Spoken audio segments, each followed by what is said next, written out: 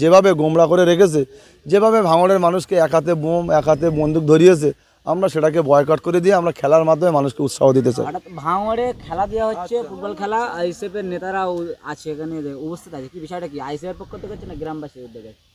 দেখো, এটা গ্রামবাসীর উদ্যোগেও হচ্ছে এবং গ্রামবাসী না থাকলে আইএসএফ কোথায় থাকবে, তা আমরা আইএসএফের তরফ থেকে দেওয়া হচ্ছে খেলাটা।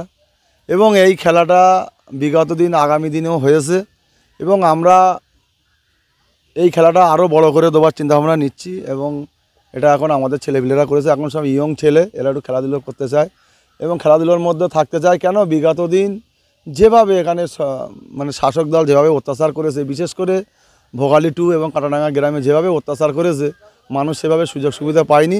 তার জন্য আমাদের এই ইয়ং ব্যাচ মানে ইয়ং জেনারেশন এই প্রতিষ্ঠানটা করার চেষ্টা করছে এবং করেছে এবং গতকালকে থেকে খেলা শুরু হবে। কি দাবি জানেন মানুষের, সাধারণ মানুষের উদ্যোগে কি দাবি জানতে চান? দেখো, সাধারণ মানুষকে একটা উদ্দেশ্য যে খেলাধুলো করা তো শরীরের পক্ষে স্বাস্থ্যের পক্ষে সবথেকে ভালো এবং আমরা মানুষকে সচেতন করতে চাই খেলাধুলো, সেই সঙ্গে সঙ্গে পড়াশুনো এবং সেই সঙ্গে সঙ্গে মানুষের এরকম ভালো উদ্যোগ নিতে হবে আগামী দিন। এবং আমরা চাই যে মানুষকে সচেতন করা হোক।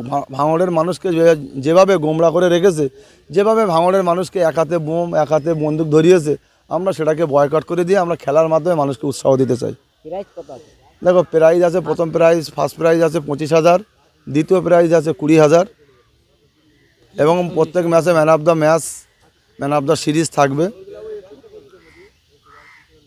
কি বলবেন, আইএসএফ এর পক্ষ থেকে খেলা দেওয়া হচ্ছে, এই যে মানুষের যে জানানো, বারংবার দেখি আমরা শাসক দলের পক্ষ থেকে মেলা দেওয়া হয়, ফাংশন দেওয়া হয়, কিন্তু আইএসএফ এর পক্ষ থেকে যে খেলা শরীর চর্চা, কি দাবি জানাবেন?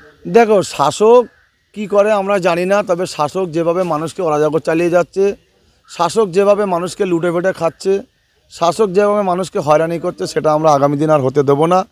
আমরা মানুষকে সচেতন করতে চাই। মানুষের যেটা আমাদের ওপর নেতৃত্বরা বলে থাকে যে শরীর চর্চা করতে হবে, শরীর ফিট রাখতে হবে, কেন আগামী দিন আমরা যা খাচ্ছি সব ভেজাল খাচ্ছি।